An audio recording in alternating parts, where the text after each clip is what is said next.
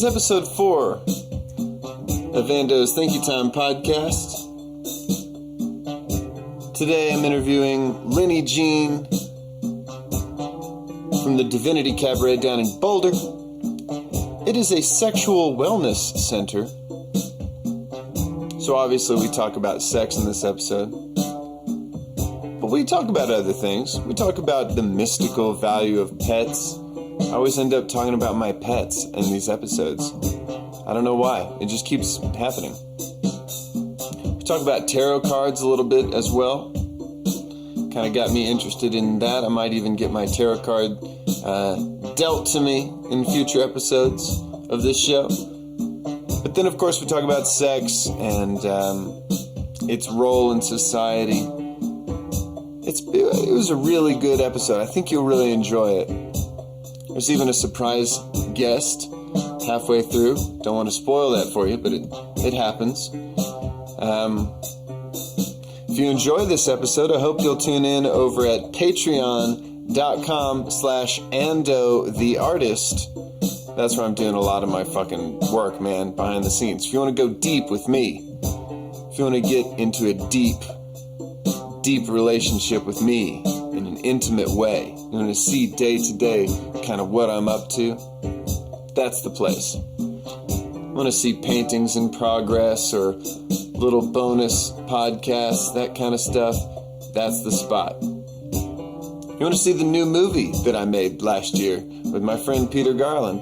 That is on patreon.com/Ando the artist. It's our only sponsor for this episode. Thank you for listening, folks. I really hope you enjoy the show.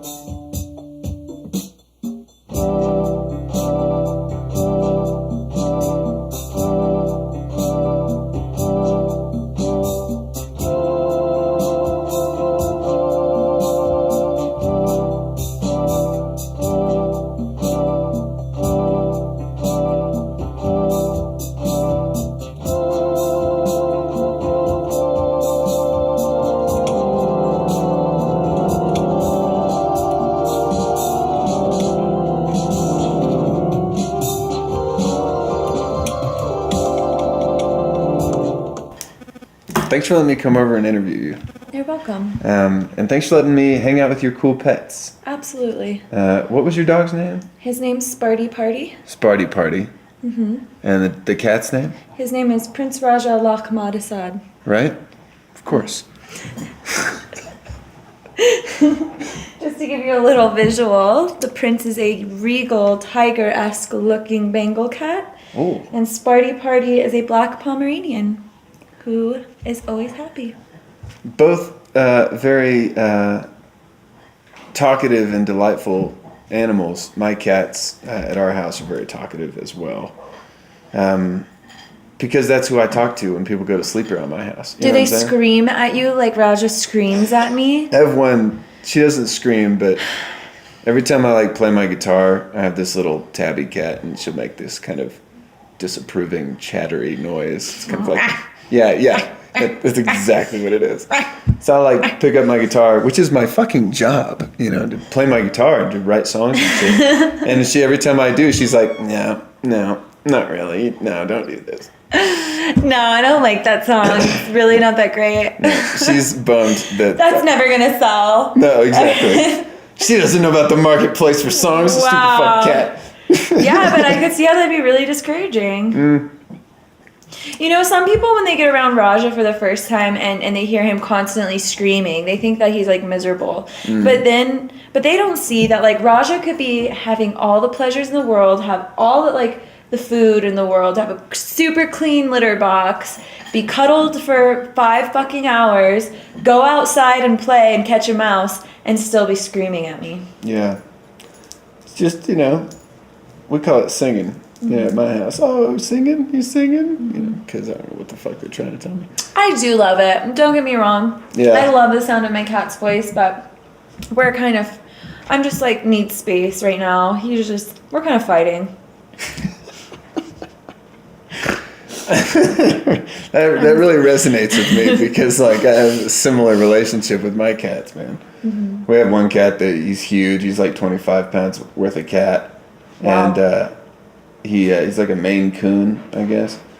But he will snuggle all day, every day. Anytime he hears a human sitting, like the sound of like weight going on a cushion, he will run in the room and be like, "Who's sitting?" That's when we all sit, you know. And he gets a little cranky, man. He's a big cat. He don't have his front claws. We got him in Texas. He didn't have his front claws, you know. Oh, some asshole got his claws out. Yeah, we rescued him from some shelter or whatever, and so he's super timid, you know. When we first got him, he was terrified. He hid in our house for like 2 days successfully when we first got him, but eventually he came out, and you know, we've loved him and been kind, of course, because that's who we want to be in the world or whatever, and for me, I guess I didn't have you on the show to talk about pets, but here I am on a rabbit trail. No, it's okay. I love cats. I'm just kind of stressed about my cat right now. Yeah. Pets are really interesting. My cat, you know, he's when we got him, he's the big red cat. He was sick. He had like chronic diarrhea, which is not what you want in a long-haired cat or whatever. Oh God, yeah. Right. So now we've had him for like 10 years, you know, and he's gotten healthier or whatever, but he still gets sick. He's just not a super healthy cat because of where he's from and all this. And I found that the experience of dealing with my cat, especially when my cat's being a motherfucker or whatever, makes me a better person a little bit. It's like a little walking meditative tool in your house. So I take Sparty to all of my out-call appointments, and I also take him to the Divinity cabaret shows, and he's always there, and he's there all the time. He's with me everywhere I go for the most part, and sometimes I worry, sometimes I have a little bit of guilt, should you be seeing this? I'll be giving a lap dance or taking my clothes off for a room full of people, and I just look over at my dog and he's just staring at me what are you doing? What are you doing? And me, I reserve no guilt towards what I do. I'm very empowered with it. I'm completely out about it and everything, but I literally just sometimes look at him and I'm like, are you judging me right now? Yeah, what are you looking at? Yeah, are you upset about this right now? And then I think about all the things that he's seen me do. Uh-huh. And I'm just damn. He's had to grow up, this dog. And who knows what he saw before he came. He was raised by a Las Vegas stripper. Oh, really? Uh-huh. So he's probably hip, I don't know. Yeah. I have a feeling he stayed at home though, most exotic dancers don't own the club and aren't able to bring their dog to the experience. You know? And maybe he wouldn't even want to. I don't know. You know, I bring him to the regular strip club as well too sometimes. Really? Because that's where I got him from. Does he just hang out in the back, or what's that like? No, the managers, I have to sweet talk the managers into letting me bring him in just for a second. And I think see? This is an amazing concept that I didn't know we were going to know. Yeah. What an amazing story. I've had it met with mixed reviews. One time I had sometimes people are like, well, this is weird that your dog's here. And other times they're so excited. And he just brings such a fun element. He's just he's so sweet. And he just likes to play around with everybody and friendly. That seems like the perfect segue as far as I wouldn't mind if I were in a strip club, for instance, and there's this happy little dog running around. It seems like I'm there for joy. I'm there for connection and entertainment. And A little dog running around being happy and shit seems like a positive addition. Exactly. I don't know. I totally agree. There's just some people out there who think it's inappropriate for you to take your dog everywhere. I disagree. Why don't you just sit at home all day and just only be there for when I want his love and attention? Yeah. And but he's not a slave. Lock him in a... Yeah, but I mean, that's what people do with their dogs. Yeah. Like, their dogs are literally there to make them happy. They're not there... if you leave your dog at home all day and you have a dog and you know you work a regular job, like, you're literally just getting a dog to make you happy. And... It's not really a relationship at that point. Especially little dogs. You know. Do you feel like they need more attention? A lot of girls get little dogs because they're like babies. You know, you can take them anywhere. They're so adorable, and little dogs are obsessed with you. Like, they're obsessed with you. But I mean, I guess all dogs are like that. But Pomeranians, like Maltipoos, stuff like that in general, they get one person and they like are obsessed with them. Weird little life. Yeah. I noticed a lot about dogs once I got a dog as an adult. I noticed how people are so disconnected from the reality of pets. And that goes into like the vegan way of thinking about pets as well. But, you know, I just noticed like how disconnected people are from each other. Like, sometimes people will say hi to my dog or like, and not even be able to say anything to me. Like, not even be able to look at me. Because they're intimidated by you, perhaps. Yeah, because people don't like social interactions usually, but they see this cute little dog and they're like, oh, hi, or like when my dog wants to, something I noticed too, like my dog will be really interested in another dog and their owner is just like, I do not want to fucking talk to a person right now. Like, I'm not trying to talk to like a stranger, you know. It's just little things I noticed. And I also noticed how creepy it is to call him my baby and to call myself his mom. Yeah. Because it's like he had a mom. Yeah. You took him away from his mom early when he was a baby. You didn't. To sell him. Some other lady from Vegas or whatever. But I mean, they still, like, I'm saying as a whole, like, I'm addressing humans as a whole. You're like part of the system that took him away. Like, how creepy is it that we take babies away from their mothers? Yeah, sell them, and for what? For our entertainment. pleasure. Yeah. No, for our pleasure. Yeah. Because we can't connect and love each other, so we need to have a dog who can't talk and tell us what they really think about us. Oh, man. So we can have someone that loves us, so we can have that sense of feeling of unconditional love, because we're not progressed enough to find it within each other. Oh my God. What an interesting thing to say. That's just a thought that I No, that's not just a thought. That's a beautiful, wonderful idea about pets. I didn't think we'd talk about pets, but just following my whimsy here. Yeah. Wow, what an interesting concept. That's why people have pets, is because we can't find enough connection with each other. Or at least that's a piece of it. Yeah, it's a piece of it. Also, dogs serve so many functions, like service dogs, and everyone loves dogs. And also, the fact that we can be so close to another species is fucking magical. That is magical, It is magical. But it's just one sector of, like, call it what it is. Be like, this is my caretaker. Like, I'm their caretaker. Just don't call your dog your fucking child, and you're not their mom. Like, you know what I mean? Like, because it could get dark at that point. You start calling, you know, like my cat, for instance, he's not like super healthy cat. If he lives another 4 years, that'd be really awesome, you know? But the likelihood is I'll outlive that. At this point in the episode, there was a clatter on the front porch. And it turned out to be one of Lynnie's friends who was, getting his bike back that he let her borrow or something like that. And he turned out to be a really interesting guy, a really nice fella, so we just invited him to stay for the rest of the interview. So that's what's happening now. We were joined by our friend Max here. Hello. Tell me about tarot cards, Lynnie. Okay, so what I was saying about the cards is thinking about, like, the scientific explanation of, like, how they work and why they work and stuff, is that each card is attuned to a certain frequency because of, like, the images, the words, the pictures that are on it.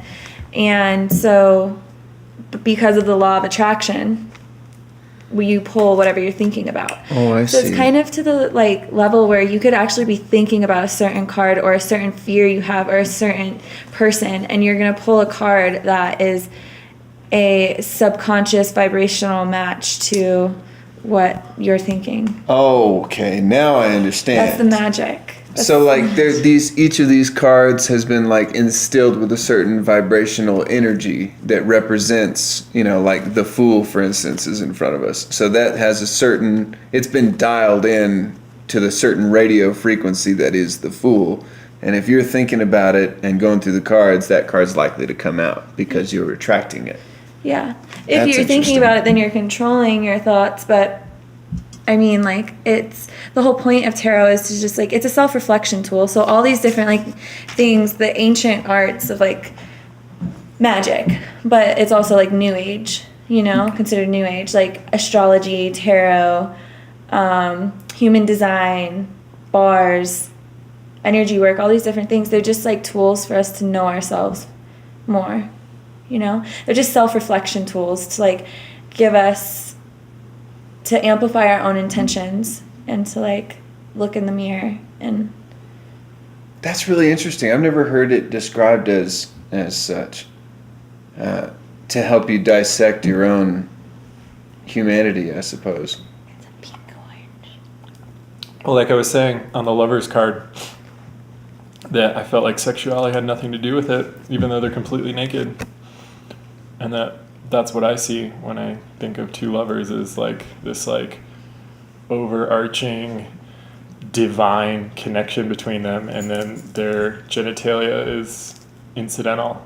What's really important is like this spiritual connection between them.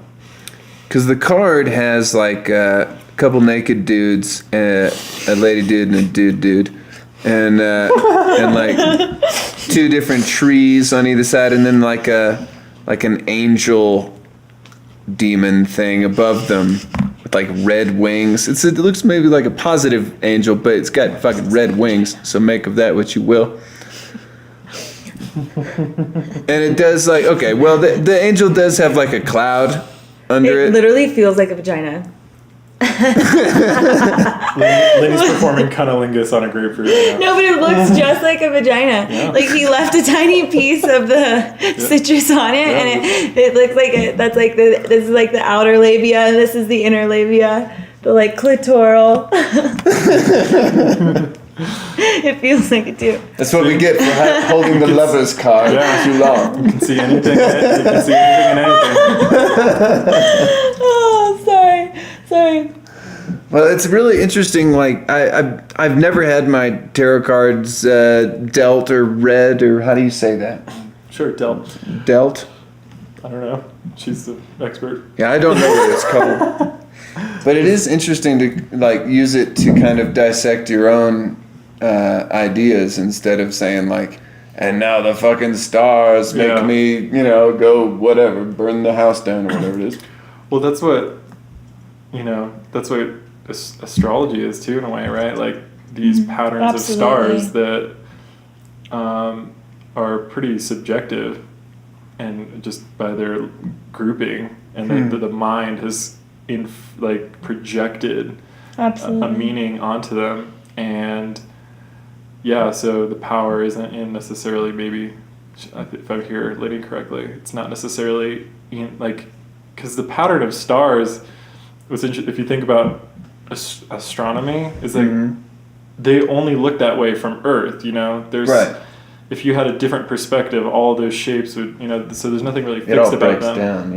But in your mind, you might gravitate towards a particular constellation or a particular meaning astrologically. And I'm skeptical as to like the real world significance of a lot of that stuff. Exactly. But goddamn, we're like 70% water or more in our bodies, right?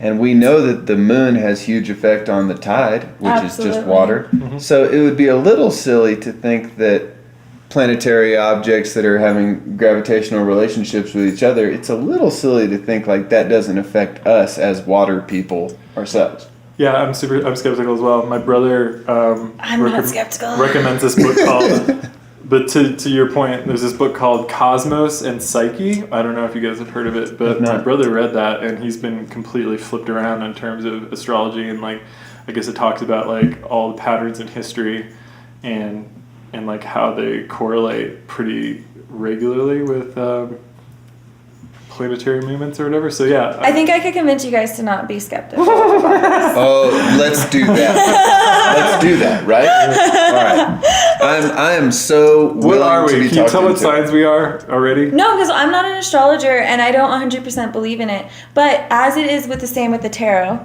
it is just a self-reflection tool. So it's a way for us to look at ourselves and look at important values and qualities that we have and patterns as humans. But there really isn't denying that. And also, like, since we've created this, and there's so many people who do believe in it, it is that projection and it is that relationship. I definitely believe in the super magical aspects of, like, how the planets, like the spirits of the planets do, like, affect us.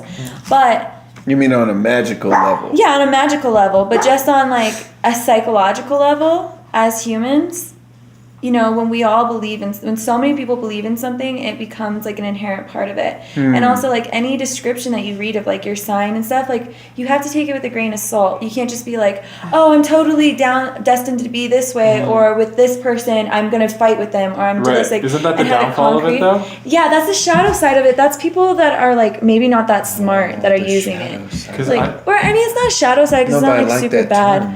but it's like really people get so fixated on, like, it as truth that, and it being, like, such a solid thing, but really it's just a way for us to learn more about each other and how we relate with each other. But do you think, like, you said, like, the downfall is that if someone's, like, an Aries, and I don't know what a typical Aries is like or whatever, but I'm learning. if they've been told that they're away since, you know, as long as they can remember, because they're a certain sign, that they start to act in the confines of that sign. Yeah, is it a And- self-fulfilling prophecy? Exactly, thing? and not only fulfilling, but, like, limiting in terms of, it's kind of like the Gives you a box to live in. personality test, you know, just like, Yeah. you know, people ask, what sign are you? Pisces. What's your personality? INTJ. And I was just thinking, like, yeah, I'm kind of introverted, but I can be extroverted. And it's just like, I identify with some aspects of Pisces. I don't know.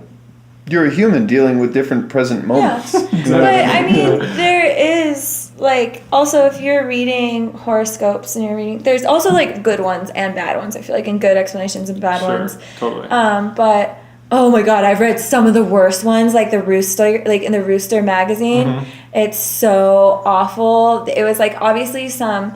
Oh my god, they're writing for, like, the dumbest Sure, college kids totally. ever. It was, like, seriously, it was like, Sagittarius, you better, like, you're really feeling like not having a lot of sex right now, but you better, like, get out of that streak, because before you turn into a virgin.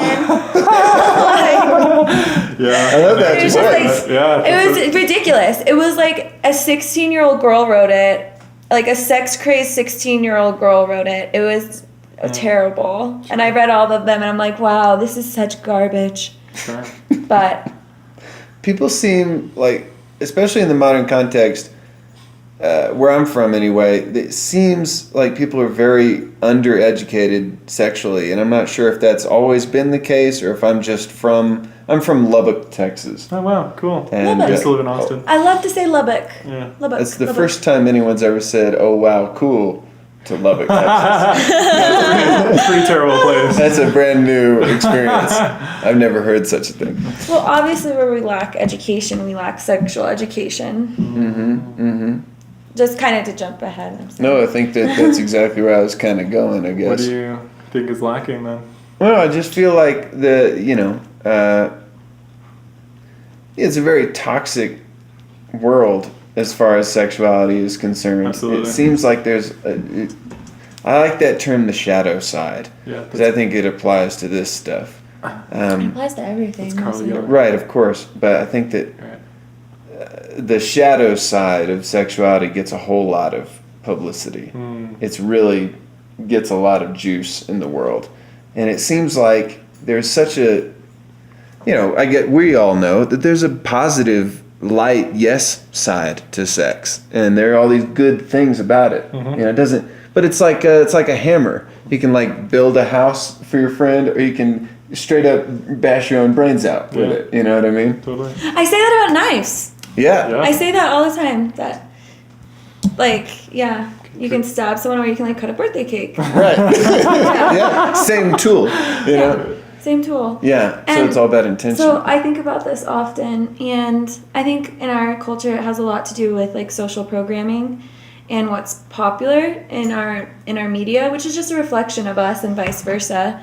But we associate sex with violence. And we associate subconsciously sex with exploitation because we live in a pimp culture and a rape culture. Oh my God. So it's just constantly being put in our face, and we're constantly glamorizing pimps. And pimps are not like pimp my ride. Ooh, you pimpin'? Ooh, pimpin'. Big pimpin', like constantly on the radio, on this. And that's exploitation. Pimps are people that abuse women and children into the sex industry, into the non-consensual sex industry. And so we're constantly subconsciously associating sex with violence. Wow, And I had never considered that, really. And Nicki Minaj, some of the biggest sex symbols, Nicki Minaj, all her music is about violence, and she's a complete, like, as a person, like, she is a complete, like, narcissist piece of shit. Like, sorry, like, I don't really know this person, but, like, that's what her social image is. That's the person she projects. That's what she projects, is materialism, exploitation, violence. And Kim Kardashian may not be violent, but it's all her entire fame is about excessive wealth, like gluttonous wealth, and not doing any type of charity work with it or anything beautiful in the world, but just honestly being a sex symbol and being hot and being rich. Who are some other like big sex symbols of ours? Like, it's like a common thing. And that's like in the modern culture. There's all of the major like really hot sex symbols, or what like people are, you know what I mean? Those people that they put in that position are younger and younger all the time. You know, like whoever it was, Taylor Swift or, you know, Hannah Montana or what the fuck ever. They put them in this position and then they sexualize them. It's that the Britney Spears fucking story, you know? Yeah, totally.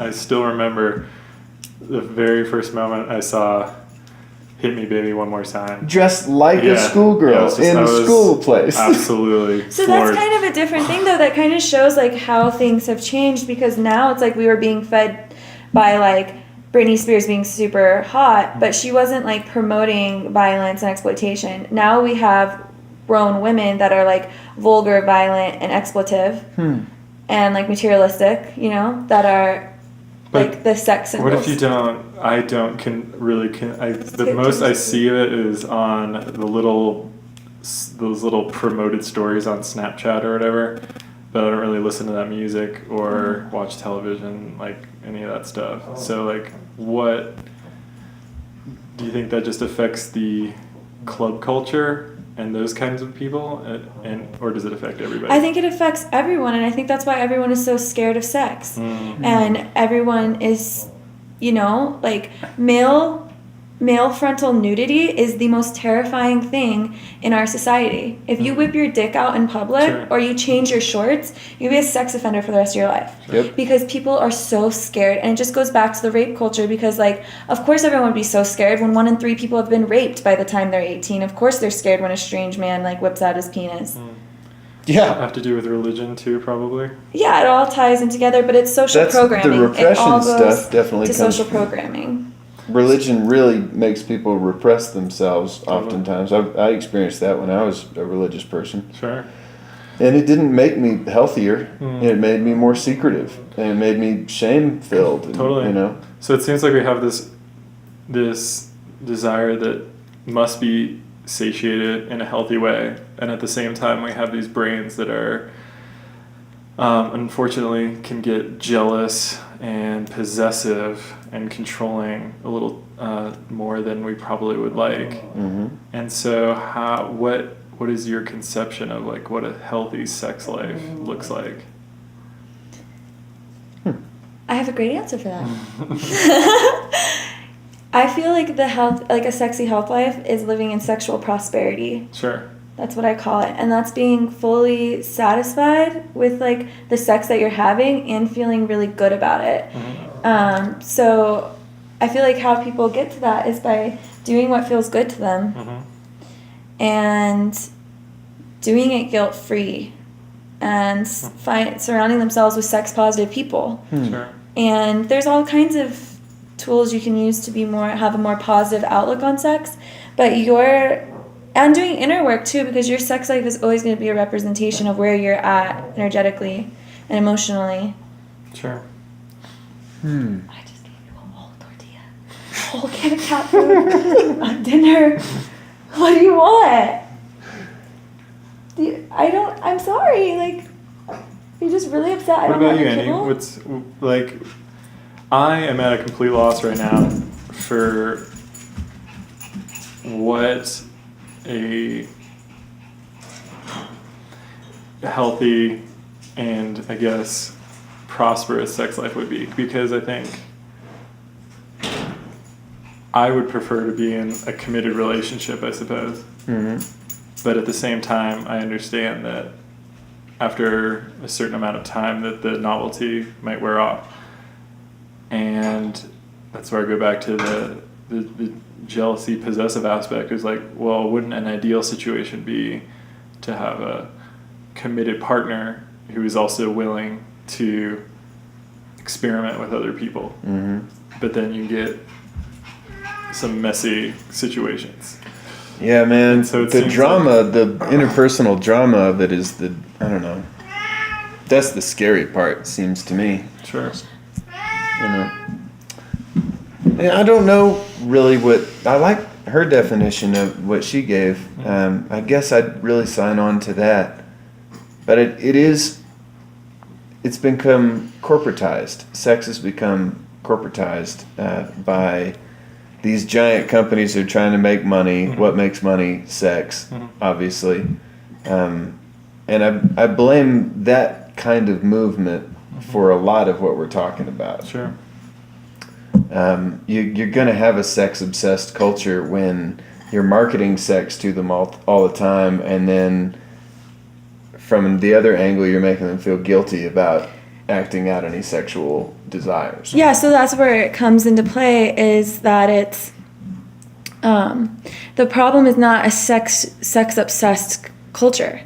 It's not the problem whatsoever. It's that we are equating sex with like non-consensual acts and exploitation and rape culture and pimp culture. That's because there would be nothing wrong with our society if everybody was obsessed with sex. We see it in Latin cultures too. They have girls with their boobs out during the Weather Channel and stuff like that. Well, I don't know if that's really like a good comparison, but just like, because that doesn't mean that in like those countries there isn't, like, they don't have their own set of problems around sexuality. But when it comes to being obsessed with sex, great. But would we be obsessed with making love and personal power? And that's the thing, is we're programmed to equate it with a low vibration, because sacred sexuality heightens our vibration so much that there couldn't be this consumer culture. There couldn't be this like control over the minds of the general people, because sex magic is so powerful. So let's talk a little bit about that, because that's a really unique idea. Sex magic. What do you mean? Like my definition of sex magic? Yeah, that's all I'm looking for. My definition of sex magic is consciously flowing your sexual energy to aid in your intentions, your desires, or your personal health. Well, if health was that desire, but being magic, it's like anything you're putting that towards, like that visualization. But for me, I mean, anytime I talk about magic, it's always white magic. So that would be for healing, for self-awareness, for growth of the human race. So you sort of think of it as like an energetic resource that you have. Absolutely. It's a tool just like the knife or the hammer, like you said, that we can build a beautiful palace, or we can cut a birthday cake, or we can completely destroy. Yeah. And cause like crazy psychological energetic damage. That seems like better things to teach somebody about sex than anything I learned growing up. You know, the idea that like it's an energetic resource, and even if you're not trying to make more people, there's still good reason to do it. You know what I mean? That's the opposite of the message I received growing up. You know, totally. And I don't feel like I'm better for having internalized that message. I feel like in a lot of ways I'm still trying to see things freshly, all the time, right? That's what I think is the most noble thing you can do, is keep trying to ingest new information and change the way you see the world as a result of the new information you got, So I'm always trying to ingest new information and hang around people that I like their ideas. I think the idea of sex magic sounds like something that a bunch of people would recoil from because of the taboo associated with sex and the association of magic. It's like, no. bunch of fucking witches, Yeah, absolutely. Get their tits out and fucking hypnotize the universe or whatever. But it is sort of like that. It's sort of like a hypnotism. It's sort of like a brainwash type magic, right? It is. What do you think about it? Because I'm just spitballing. I don't really know what I'm talking about. I think that's true. People have that association, but it's like, obviously with social programming, if magic is the most powerful thing, then the best thing to do is form a fear against it, and that happened. A lot was that was with the church, but and throughout history in the church, but you still see it in social programming now, and that's still there. Magic isn't especially, I don't know, I don't watch a lot of movies and TV, but anytime there's magical things, usually it's darker and it's the modern culture, but I think that comes from religion. Totally, it does. Even though religion is about magic. No, religion is about magic. But the thing is these are all of our media, all of our social programming is done by people doing magic, and they're occultists. We're ran by occultists, and it's, yeah, I do know. And so it's what empowerment truly is, we call Divinity Sexual Wellness and Empowerment Lounge. And what empowerment really is taking your power back. So taking your sexual power back, taking your energetic power back, just taking your power back as a creator. And that's what magic is. It's creating your own reality. These are all just tools to help create your own reality. See, that really speaks to me, man. Creating your own reality. Sure. Tell me about Divinity. What is that? Divinity. So Divinity Collective is a sexual wellness and empower center by day, and then by night on the weekends we have an event called Divinity Cabaret, which is a all entertainer owned and operated exotic dance experience that focuses in wellness and high vibe atmosphere. So it's the kind of thing we were talking about, the sex magic kind of positivity and the light of that. That's it is. That's definitely part of it, and that's how it was created. But at this point, we're mostly a lounge space. That's not it's a very magical place. It's a very, very magical, beautiful place, and there's definitely a lot of rich and beautiful symbolism in our murals, and we have an altar and we serve high vibrational beverages and everything. But really, it's like a traditional strip club that you would go to. How it's set up, it's an underground, invite only pop-up DIY strip club, but it's very relaxing and it's a very warm atmosphere. There are even lights in the place, And we are working on making it more ritualistic and making it more of adding the ritual arts into the performances. But at this point, I'm just working on getting girls on stage, and it's great. But it's not so ritualistic, or it's not ritualistic and magic-y. It's very accessible for anyone that of any denomination, And where is it located? In Boulder, in central Boulder. If people wanted to look it up and go to an event, how could they find it? DivinityCabaret.com. That's easy. Or on social media, yeah. And where can people find about you, Max? You joined us, man. Hey, what's up? I'm Max. I've been here the whole time. You should get to have a fucking plug here. If you want to practice banjo before you go see some dancing, you can go to my site, happybanjodude.com. It's the web's #1 resource for modern banjo tabs. and the second most Really? popular banjo YouTube channel on the internet, only to Banjo Ben number 2. Banjo Ben number Banjo 2? Ben number 2 is, you know, And he's number 1? he's number 1. Oh, Banjo this Ben 2 is asshole. number 1. I know but you know, I'm sure he's a nice guy. I don't know.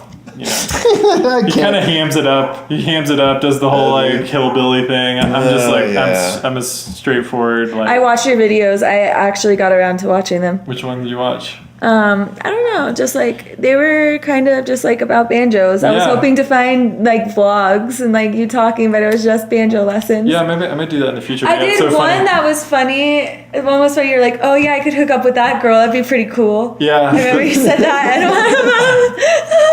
Yeah, there was one where I dubbed over. I'm like, I didn't know what song I was gonna do, so I just filmed myself like scratching my chin because I wasn't sure what song it was gonna be, and Yeah, then I that's dubbed what I over saw. That was my favorite it in one. the future. Yeah, so I try to make it funny, but whenever I watch it with people, friends, family, they're always like, okay, yeah, it's a banjo video. We don't really care. Do you play locally? No, I don't. Love to play with some kind of band, hitch my wagon to or something. Is it, what do you like? You playing bluegrass or? I'm more into, yeah, I can like play bluegrass and like all the Earl Scruggs stuff and all the classic techniques that go along with that. But just like a more modern in like use of the instruments, so the Balaflex stuff. And then, you know, you have the pop stuff that's come out. So whether it's Avett Brothers or the Schmumford and Sons, Yeah. even though they've seemed to have came and went. Yeah. But they really popularized the banjo in a way that probably, like, it never had been before. Like, the fact... Around here, though, I mean, this is fucking banjo country up here. Sure. You know? My friends, when we first moved up here, our friends, Spring Creek Bluegrass Band, were up here and they were playing all over the fucking place. Yeah. And we went to a group of their shows. And I like bluegrass. But, like, I can do, like, an hour of bluegrass. Yeah, exactly. Then Yeah. I gotta go get stoned. Exactly. You know? And same here. I would Yeah. much rather use the banjo with non-bluegrass format. And like, it's funny that I play banjo, but like, if someone like threw me into a straight up bluegrass jam, I would like freak out. I'd be like, I can't like I don't have the. I mean, if The feel's very different. if I practiced up and I was familiar and did in that style more, I would. But yeah, if someone just threw me into it, I just would lose it. Even though I feel like I have decent chops and like pretty good knowledge of the instrument. Well, it's like a rhythm instrument. It Yeah. seems like the banjo is, and so like, it's also really loud and abrasive. Exactly. So like, if you're wrong, you're fucking loud and wrong. And that's like, you can either play with your right hand close to the bridge and get that Tinginess. ice pick Yeah. sound I The would call ice it, or pick. you can bring it up and get a nice warm, you know, almost like lute kind of like beautiful soft tone. Yeah. That's the area I play in. The closer to the middle of the string. Absolutely, that yeah. you get. Like, sure. and coming from guitar, that's, yeah, like I just didn't really vibe with the like just that ice picky. Really, it's cool, and it was cool. It's back cool in the if day. you're 40 feet away. Yeah. And it's an open And air you're place. old or whatever. But Yeah, and there's a whole band that you're having to play over. It's like the Telecaster. Sure. You know, the motherfucker plugs in a Telecaster to his Fender amp or whatever, and it is ice-picked Yeah. world. Yeah. Because it's supposed to be over on top of a loud band. Exactly. You know? Yeah, it's that high end. Yeah. But yeah, banjo doesn't really get me laid that much, so. You know. Well, you know, you're just not hanging around the right folks. Yeah, Yeah. you're just not hanging around the It's right true. people. It's true. Yeah. Yeah. One thing for 2018 is to reorient. I like what Lynnie's talking about. Just it's so hard for me to find a personal balance towards mental sanity, and then like also using that energy in a positive way, the sexual energy. Oh, You know yeah. that Lady Gaga like doesn't like to have sex because she thinks it'll sap her songwriting power. Like she won't. So it's like there's something. Yeah, she to can't it, take in someone else's energy if she's channeling like. you know. But at the same time, I know that if I go 2-3 weeks or something like that, then I'll start to get like actually physically uncomfortable Your brain doesn't work the and same. upset. Yeah. And Yeah. it's just like, how can I balance this out? That's why sex workers are so necessary in our society. Gotta get the white out, dog, or you go crazy. Yeah. My partner was just telling me about this, that like honestly, like when he gets that feeling like of loneliness, like not having a woman's touch, like not having affection, like actually start feeling like mentally not okay. Sure. And seeing that like if it went down that way, like being like violent and aggressive and Totally. and just that's why it's so important that we have strippers and we have sex workers, like massage girls and escorts and such. For the public good. No, I think that's not a joke.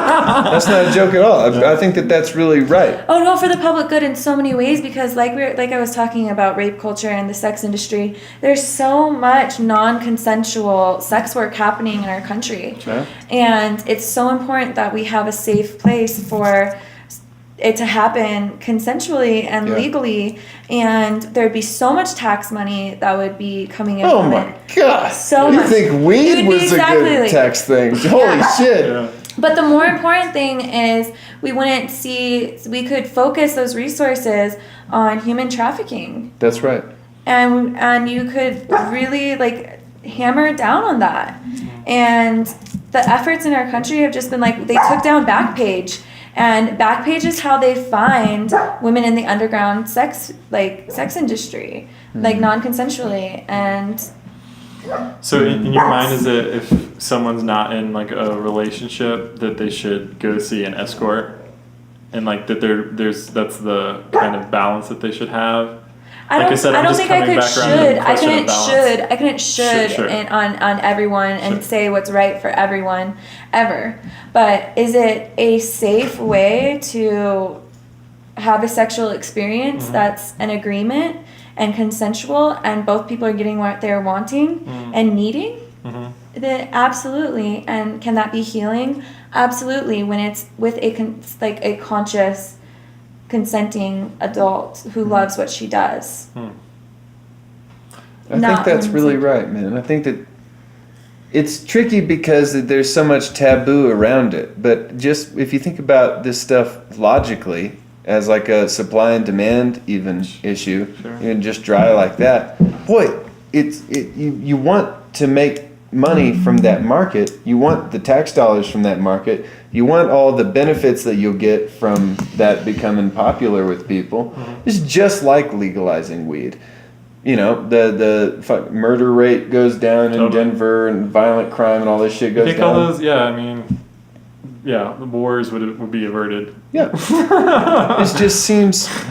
It seems so obvious, but that's exactly why it hasn't worked out yet. It would have such a great impact on our society, and honestly, that's what I feel like my life goal is to aid in that political process of legalizing prostitution, and normalizing it. And, you know, even just this scenario is if, like, sometimes women don't want to have sex, and in marriages, like, they don't want to have sex, and that's okay. Like, you have fucking kids, you have a vagina, you have this shitty guy that you're with all the time, you know what I mean? You have all your broken dreams. Sometimes, but like, you want to be with this man because you love him, and that's your husband, you want to be with him, but sometimes you just don't want to have sex. Sometimes wives get sick, sometimes this and that. And I think it's so much better that a man would go to see a professional instead of going and getting like finding an unstable woman, or having a relationship with her, life, being like a cousin or somebody, or like a sister, you know what I mean? If you start making dramatic problems, you know. Well, it usually plays out as like, oh, they try to find like a younger woman that's exciting that they can have sex with, like their side thing, and then she ends up getting attached, like telling the wife, breaking up, like it's causing drama. Sometimes like if they have money, like blackmailing them, like you know what I mean? One thing is just don't it just have happens money, all the time. and you're safe from the blackmail thing. That's the vibe I'm working with. Is that your strategy? I'm unblackmailable. Totally. But it's so much it's just so much. It's so much better for our society as a whole. There's endless benefits from legalizing sex acts. Would you see an escort, Andy? Oh, well, yeah, probably I would. Yeah. If I felt like it was necessary for me, yeah, sure. Well, there's different levels. Would you like some people just might need a stripper, some people might need a massage girl, some people might need an escort. I think as a married guy, as long as my partner is aware of what I'm doing. Wait, you're married? Yeah. Whoa. I've been I'm married a yet long to time. meet her, but we're Facebook friends. Aww. She's a super lady. Yeah. She seems so nice. I'm She really is excited nice. to meet her. Yeah. If I decided I needed that and, my missus understood that as well, then that would be the only concern for me. Because that relationship's more important to me than Absolutely. a lot of other things in my world. Totally. But say you weren't even that honest, like most men are not that honest with their wives or have that value of being so clear and communicative with their wives, especially traditional old couples. It's like a man is going to feel way less guilty about like getting a happy ending massage or just having sex with a prostitute real quick than going out and like having an affair Sure. That's and having right. a relationship.